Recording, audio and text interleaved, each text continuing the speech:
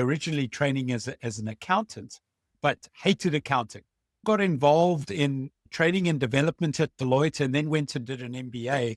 And while I was in the MBA, the entrepreneurial bug bit me. Launched a business called Learning Lab in the sort of training and development space for large corporations. Grew that business and then exited from it about 2.5 years later. But during that time, I'd always kept sort of connections. So at that point in time, pivoted into a career as a lecturer and then realized that in order to do this more legitimately, I would need to go and do a PhD somewhere, and landed up doing a PhD at the University of Washington in Seattle, focused on entrepreneurship and strategy, got very embedded in the Seattle sort of entrepreneurial ecosystem, working with small entities, writing case studies, studying angel investing.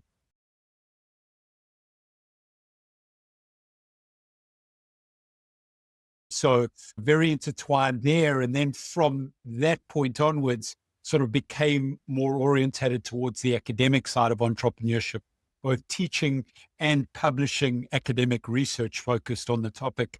But I've always had this inclination to try and bring those worlds together in the form of something which ultimately turned into a book.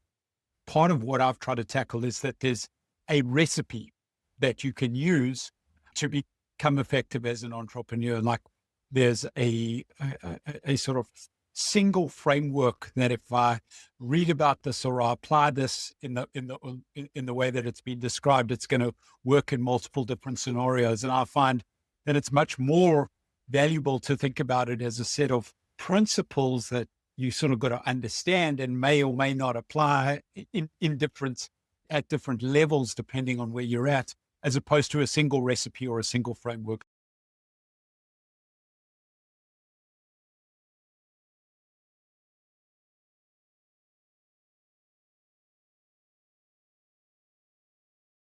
The analogy I like to use is that of a expert chef.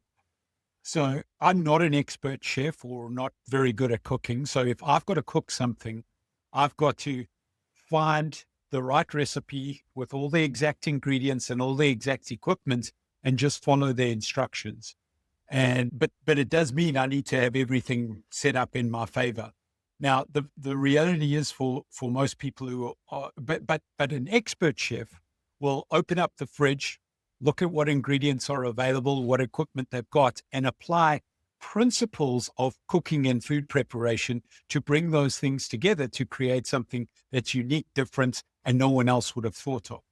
And I think that that's the kind of capability we need to be helping individuals develop, is sort of foundational principles of value creation, building new entities, moving forward, because the challenge with entrepreneurship is no person is ever starting with the same set of ingredients at the same. I'll break them down and sort of put them in different buckets. So it's a bucket of principles around value creation, a bucket of principles around action or entrepreneurial action, resources, and then sort of big picture or tying together ideas. So that's the notion of shifting to principles as opposed to a single framework or a single recipe or methodology.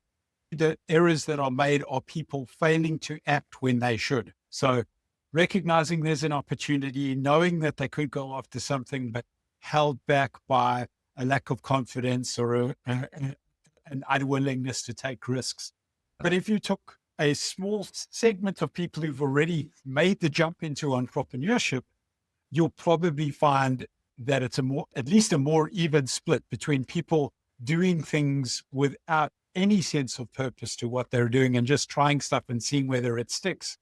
And so versus not doing things when they should. So once people have almost crossed the Rubicon into entrepreneurship, I think that you probably get a sort of even split of those types of errors, but across the broad population, most certainly it's the error of not acting is the greater of the errors that I think entrepreneurs make.